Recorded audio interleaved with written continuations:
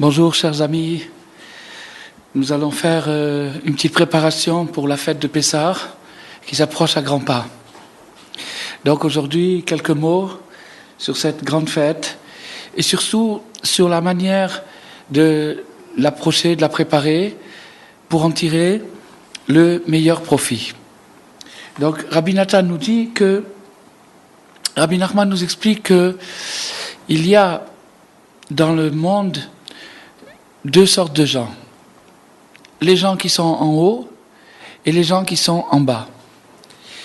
Les gens qui sont en haut, ce sont les gens qui arrivent à tenir un degré moral, un degré spirituel, un niveau de conscience qui leur permet de se détacher des choses de ce monde et de ne pas tomber dans certains pièges. Ces gens-là sont appelés dans la Kabbale les habitants d'en haut. Ils habitent à un niveau spirituel surélevé, supérieur à celui de la grande majorité des gens. Il y a les gens d'en bas, d'Aremata, les gens qui habitent en bas, c'est-à-dire qui habitent ici-bas, sur terre, et qui sont impliqués dans la vie terrestre quotidienne et le fonctionnement de tous les jours. Donc ces gens-là, c'est la vaste majorité, c'est nous tous. Bien entendu, tout comme il arrive aux gens d'en haut d'avoir des chutes et de se retrouver par terre, ça arrive. Le roi Shlomo a même dit que 7 fois le tzaddik tombe, il arrive donc lui aussi de tomber. De la même façon, il arrive aux gens d'en bas d'avoir des périodes d'élévation, des périodes de réussite, des bonnes périodes. Alors, Rabbi Nachman nous dit quelque chose d'extraordinaire, qu'il y a un enseignement, c'est-à-dire une approche, une façon d'enseigner le rapport avec le divin qui correspond à chacune des deux catégories. Il y a une façon d'enseigner le divin aux gens d'en haut, qui est différente, même opposée à celle qu'on emploie pour les gens d'en bas. La manière qu'on utilise pour enseigner Dieu aux gens d'en haut, c'est en leur montrant que malgré toute leur sagesse, leur spiritualité, leur pureté, leur détachement, ils n'ont encore rien compris. À rien. Pourquoi ? Tout simplement parce que Dieu est infini. Et du moment qu'il est infini, il n'y a aucune compréhension humaine qui ne peut même pas commencer à l'approcher. Cette attitude, cette approche que les grands maîtres enseignent aux gens d'en haut, c'est-à-dire à l'élite, ce qui peut s'appeler l'élite spirituelle, en leur montrant, vous n'avez rien compris à rien. Cette approche-là est résumée en hébreu par le mot « ayé ». Le mot « ayé » veut dire « où ». Ça veut dire « où es-tu » ? Où es-tu Dieu ? Où es-tu toi, l'être humain ? Une question qui n'a même pas vraiment de réponse. Cette question ayé, c'est le symbole, c'est la clé pour celui qui est en haut de ne pas tomber dans le piège de l'orgueil. Parce que si quelqu'un qui se trouve en haut tombe dans le piège de l'orgueil, il est encore plus bas que celui qui se trouve le plus bas du bas. Donc, c'est la pire des choses. Pour lui éviter ce piège, le tzaddik, le juste, authentique, lui enseigne « tu n'as rien compris ». Il lui fait bien comprendre, il lui démontre et il lui prouve qu'il n'a rien compris. Cette démonstration se nomme « ayé », qui veut dire en hébreu « où ». Alors, je vais l'écrire sur le tableau, mais je ne vais pas l'écrire d'une façon... Je ne vais pas l'écrire dans l'ordre, je vais l'écrire d'une façon un peu bizarre, et après vous comprendrez pourquoi je l'écris comme ça.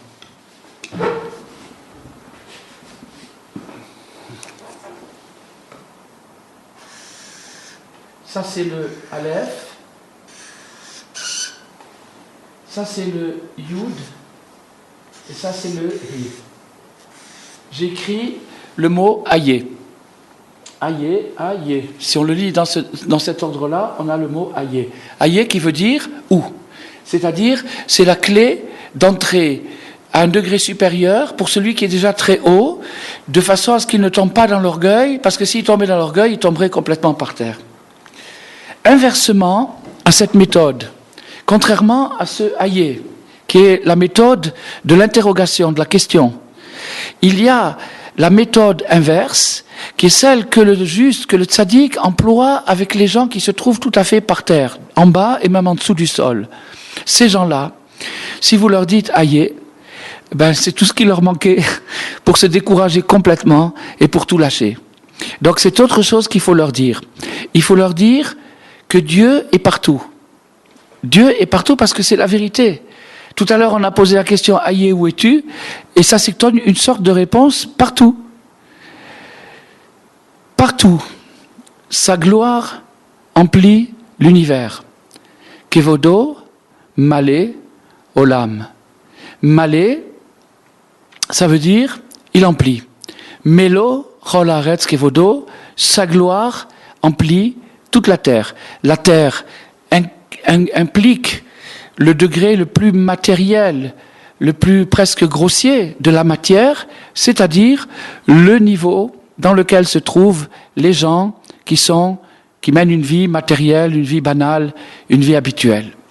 Donc on a maintenant deux sortes d'enseignements.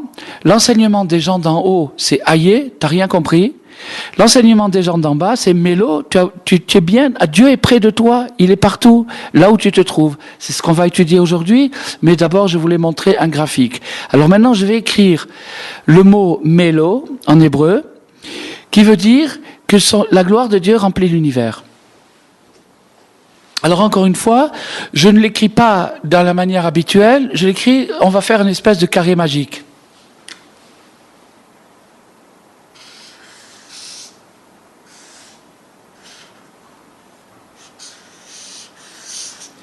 Voilà. Alors avec ces trois lettres, Mem, Lamed, Aleph, j'ai écrit le mot Mélo. Vous voyez que j'ai utilisé la lettre du centre, elle est ambivalente, elle sert aussi bien à la formule d'en haut qu'à la formule d'en bas. J'ai utilisé la lettre Aleph, je l'ai associée pour la formule d'en haut et pour la formule d'en bas. Donc ici, j'ai l'approche idéale du divin, de la divinité, pour les deux sortes d'êtres humains. Ceux qui sont en haut, les élites, les gens qui réussissent, ceux-là, Ayé, ils doivent se poser la question, où sont-ils? Où est Dieu par rapport à eux? Qu'ont-ils vraiment compris? Qu'ont-ils vraiment commencé dans la vie? Ça, c'est leur problème. C'est la question qu'ils doivent se poser. Melo, Chol Haaretz Kevodo, Dieu est partout, Dieu est avec toi, Dieu se trouve dans chaque endroit, dans chaque situation. Ça, c'est la formule des gens d'en bas. Alors regardez maintenant quelque chose d'extraordinaire. Avec ces 5 lettres que j'écris sous forme d'un carré magique, où j'ai imbriqué le nom d'en haut avec le nom d'en bas, j'obtiens le mot Elohim, qui veut dire Dieu. Aleph, Lamed, He, Yud, Mem. J'obtiens encore dans un ordre différent, mais les 5 lettres sont là, et en Kabbalah, c'est parfaitement acceptable de joindre les lettres dans une combinaison différente. Donc ici, je joins les 5 lettres du nom Elohim, c'est le nom de Dieu, c'est l'approche complète du divin. Pourquoi complète? Parce que les gens d'en haut ont besoin de temps en temps d'être un peu encouragés. C'est des êtres humains, ils ont aussi des moments de faiblesse, ils ont aussi des moments de difficulté. Alors à ce moment-là, ils ont besoin de sentir que Dieu est près d'eux. C'est bien beau de leur dire tout le temps qu'ils n'ont rien compris, mais à la fin ils vont finir par le croire vraiment, et à ce moment-là ils peuvent se décourager. Alors pour pas qu'ils se découragent, on leur dit non, Dieu est avec toi, c'est-à-dire qu'on leur donne aussi, on les associe à l'affirmation que le juste montre aux gens d'en bas. Inversement, les gens d'en bas, il leur arrive des accalmies, des éclaircies, des moments de bonheur, des moments où ils se sentent un peu mieux et où ils commencent à faire des progrès. Et à ce moment-là, eux aussi, bien que leur progrès ne soit pas des grands records mondiaux, c'est encore assez modeste, mais malgré ça, par rapport à la situation où ils étaient la veille ou l'avant-veille, ils se trouvent, ils ont l'impression d'être parfaits.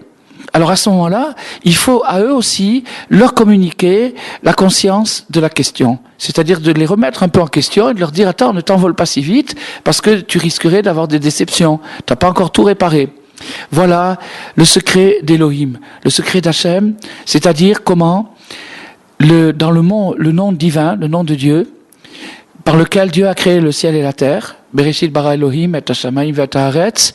Et hashamayim, le ciel, c'est le domaine des gens d'en haut, et la terre, c'est le domaine des gens d'en bas. Elohim, Dieu, crée le ciel et la terre, il crée les deux consciences, les deux approches, et il nous permet de l'approcher grâce à ces deux approches et grâce à leur synthèse. Leur synthèse, ça signifie que quand quelqu'un se trouve très haut, il faut qu'il se remette sans arrêt en question de peur de tomber dans l'orgueil, sauf de temps en temps, il a besoin d'un petit coup de pouce pour remonter, un peu de courage, un petit peu d'encouragement, et ça, il faut le lui donner, sinon il se décourage. De même, celui qui est en bas, celui qui est par terre, il lui arrive de temps en temps de décoller un petit peu, et à ce moment-là, il faut pas qu'il s'envole trop vite, il faut qu'il se rappelle qu'il n'a encore rien compris. Voilà donc la base de notre petit cours de la veille de Pessah, quelques jours avant la sortie d'Égypte de cette année. Chaque année, on sort d'Égypte. Chaque année, on sort.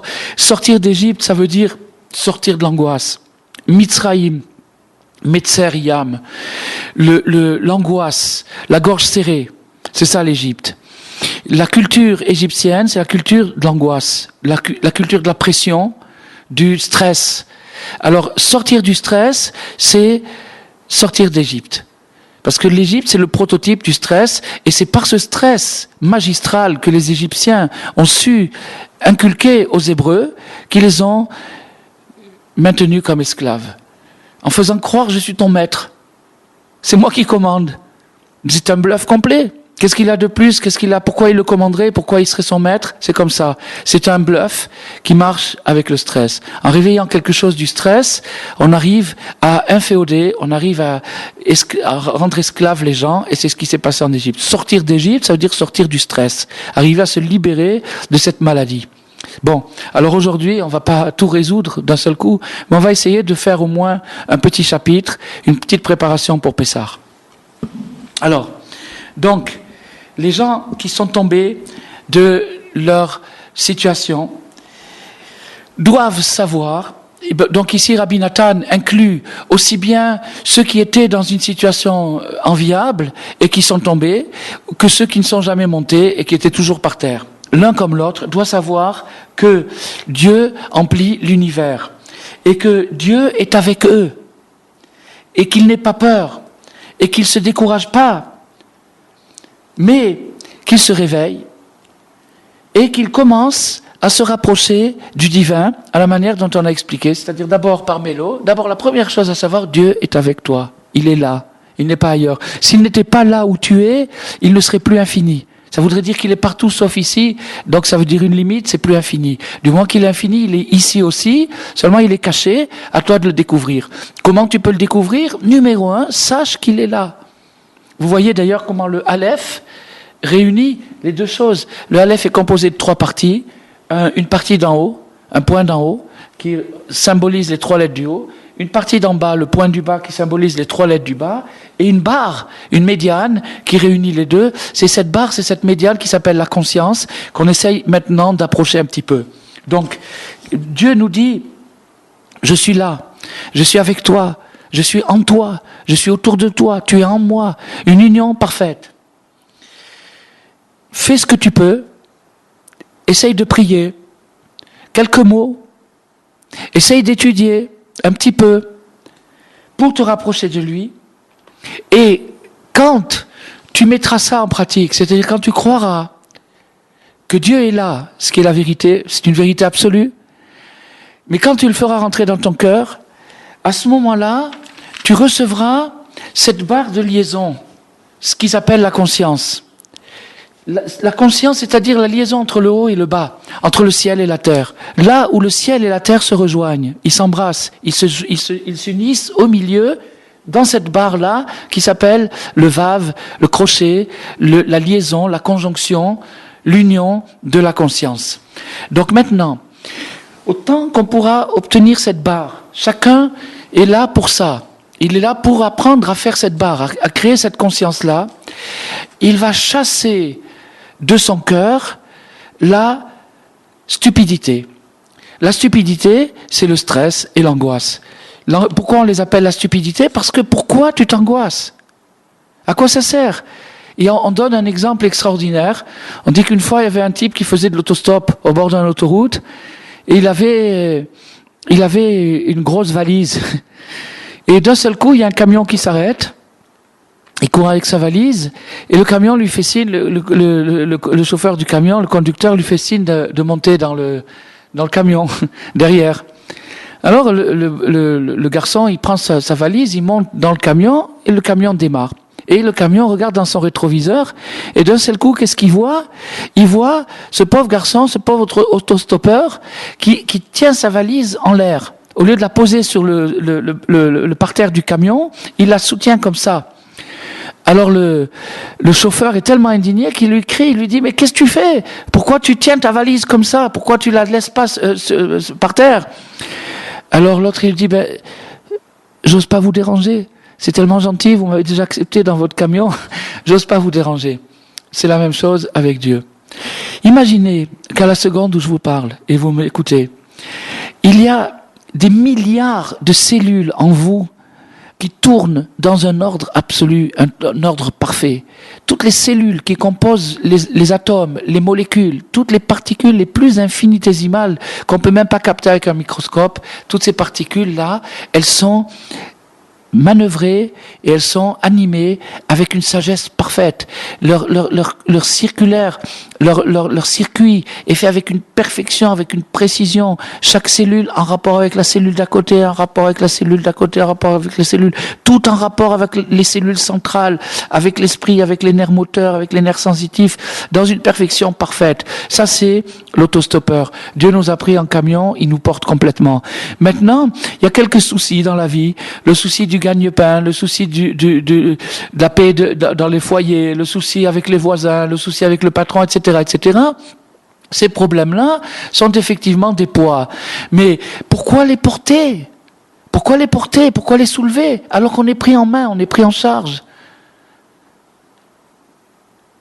Alors, cette chose-là, quand on y réfléchit, on voit l'absurdité de la personne qui prend sur son cœur tous les soucis du monde et qui, pour pas déranger Dieu, il a peur de déranger Dieu, il a peur que ça soit trop lourd pour Dieu, alors il porte sa valise, alors qu'il est porté par le camion.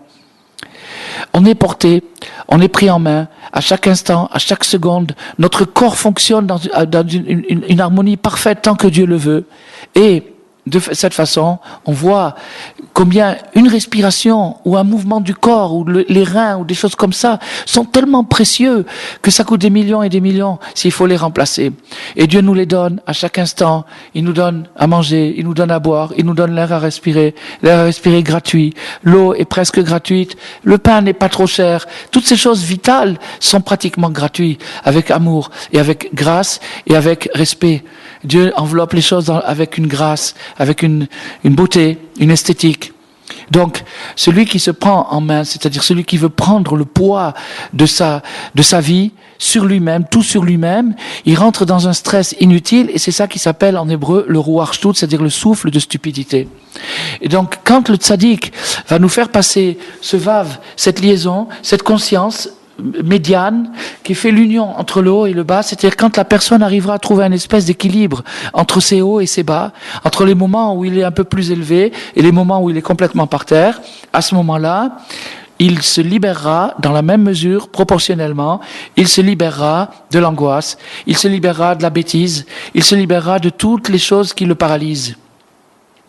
C'est ça la grande bonté, la miséricorde, car même lorsqu'un homme et un homme ou une femme se trouvent tels qu'ils sont réellement aujourd'hui, dès l'instant où on lui fait savoir comme il faut que dans son endroit, là où il est, peu importe là où il est, Rabbi Nathan ne mâche pas ses mots, il sait très bien de quoi il parle et chacun comprend qu'il veut inclure tout, les chutes les plus basses qui puissent exister sur terre, là où l'homme se trouve là-bas se trouve Dieu. À partir du moment où on allume ce clic, où on allume cette lumière à la situation où l'homme se trouve, alors à ce moment-là, on montre à la personne que même dans sa folie, il existe une raison. Voilà le miracle de la conscience. Le miracle de ce qu'on a enseigné, le nom de Dieu, l'approche du divin. Le miracle de la conscience, c'est d'arriver à faire rentrer une étincelle d'infini dans l'esprit et dans le cœur de la personne, pour lui montrer que là où il se trouve, Dieu est avec lui, et que même dans sa folie, il y a des étincelles de raison. Pourquoi ? Parce que sa folie, les excès, les folies qu'il peut faire dans sa vie, sont animées par Dieu. Puisqu'on a dit que Dieu n'est exclu de nulle part, il est partout. Donc ces endroits-là sont eux aussi animés par Dieu. Comme il est dit, celui qui séjourne avec eux, même dans leur souillure, même dans leur impureté, l'Éternel séjourne avec eux. Alors cette conscience annule le stress. Elle déstresse les gens sans les déresponsabiliser. Ils demeurent au contraire encore plus responsables. Ils ont envie maintenant de se lever, de construire, de réaliser, de réparer. Voilà la merveille de la conscience. Ainsi qu'il est dit, je passerai dans le pays d'Égypte. L'Éternel lui-même est venu visiter le pays d'Égypte. Pourquoi ? Parce que le pays d'Égypte était tellement pourri, tellement dégénéré, tellement dégradé et décadent, qu'aucun ange ne pouvait y rentrer sans tomber lui-même. À ce point-là, les anges eux-mêmes ne pouvaient pas supporter la souillure qu'il y avait en Égypte. Que ça veut dire pas supporter ? C'est que s'ils étaient descendus, ils auraient eux-mêmes trébuché. Alors Dieu a dû passer lui-même en personne, et c'est ça ce qui se passe avec chacun de nous. Dans nos jours les plus bas, dans les moments les plus durs de la vie, c'est là où Dieu est le plus proche de nous. Il est avec nous réellement, tout de suite, immédiat. Il suffit juste de se tourner vers lui et de lui faire un sourire. Dieu s'est révélé, et à ce moment-là, les idoles, les fétiches, les poupées d'Égypte, c'est-à-dire tout l'attirail de la sorcellerie qu'utilisaient les Égyptiens pour intimider et impressionner les Hébreux et en faire leurs esclaves, c'est-à-dire les stresser. Il y avait toute une culture stressante, il fallait être un scribe, il fallait quelqu'un d'être hyper cultivé pour comprendre un mot de ces hiéroglyphes. Bref, c'était pas de l'hébreu. En attendant, le miracle, c'est que Moshe, le tzaddik, il apprend Dieu à tout le monde. Il apprend Elohim, il le met à la portée de tout le monde. Et comme il a montré à la portée de tout le monde, des esclaves, des gens qui étaient vraiment au ras du sol, des gens qui étaient dans la boue, même en dessous du sol, ils creusaient dans des creusets de terre et de boue, ceux-là ont soudain reçu la conscience. Quand ils ont reçu la conscience, ils se sont désangoissés. Ils se sont libérés. Ils ont senti qu'ils n'étaient pas obligés d'aller pointer chez Pharaon. Ils n'étaient pas obligés. Je fais ce que je veux, je suis un être libre, je dois travailler, je dois assumer mes responsabilités, mais c'est pas pour ça que je dois me prosterner 50 fois devant ce guignol. Je suis pas obligé. Alors, à partir de ce moment-là, l'homme est libre, et à ce moment-là, il se rend compte que toute la folie qu'il avait pu avoir, c'était simplement parce qu'il avait oublié Dieu. Il avait oublié sa présence. À cause de ça, il est tombé dans des abîmes, dans des excès, dans des folies.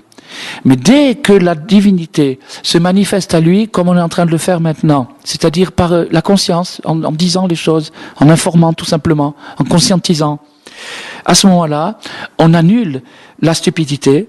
La stupidité, c'est l'angoisse. C'est-à-dire, pourquoi tu t'angoisses ? Pourquoi tu t'en fais ?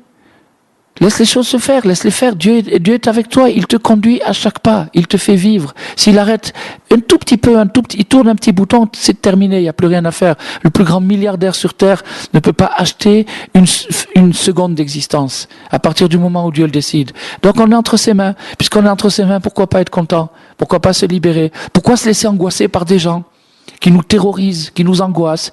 Il faut se révolter contre ça. Et ça, c'est la libération. Alors, c'est ça le message de Pessah. Tous les détails qu'on va vivre pendant la nuit du Seder et puis pendant les 8 jours de fête, tous ces détails-là, chacun des petits détails, c'est des merveilles. Tous les petits détails, tout ce qu'on mange pendant le Seder, tout ce qu'on boit, tout ce qu'on raconte. Mais encore une fois, il faut pas se stresser, c'est s'angoisser. Le principal, ki besimcha tetzeu, c'est dans la joie que vous sortirez. Je souhaite à chacun et à chacune de mes chers frères et mes chères sœurs une très bonne fête de Pessah, une grande libération, une sortie d'Égypte pour tout le monde et qu'on se libère enfin de tous nos esclavages et de toutes nos servitudes et qu'on voit très bientôt Mashiach. Amen.